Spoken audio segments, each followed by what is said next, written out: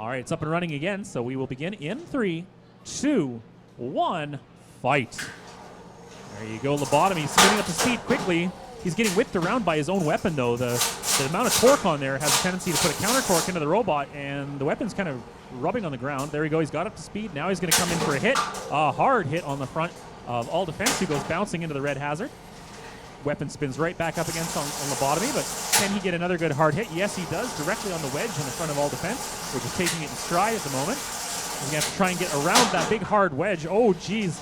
Getting just tossed around by his own weapon. Almost goes out the red push out, but he does manage to keep it in there. Now he's got his speed. All Defense trying to grab him with that little finger on top, but he's not able to get a good clamp on there as the weapon once again goes into the wedge in front, bouncing off the steel back wall here and making its way over around the red hazard.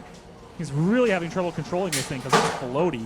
That weapon spins so hard, and every time it spins up, it turns the robot the other direction. So very difficult for him to get it going. But once it is up to speed, then he can float his way over into his opponent, bouncing upside down now. Oh, wait a minute. This might actually be better. Now it's close to that arm on top.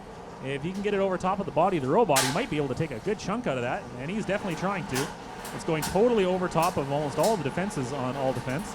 The only thing left is that plastic finger, which I wouldn't trust for much, as David almost drives out the side. That was close. Making his way back. Unfortunately for Brandon, he's having a little bit of trouble controlling it. He turns too quick and comes back up on his wheels. Now he's up. He's trying to get the weapon to full speed. There it is. And a bounce off the side of All Defense. Weapon still working well, coming back up to speed as All Defense grabs him from behind, puts him into the big blue saw. A great quick jab there. Now he's putting the finger directly into the middle of the weapon. I don't think you want to put your finger in the saw blade. That is not a good idea. I've seen what that does. It's not pretty. As All Defense now gets him pinned into the blue corner, using the finger to bop him on the head.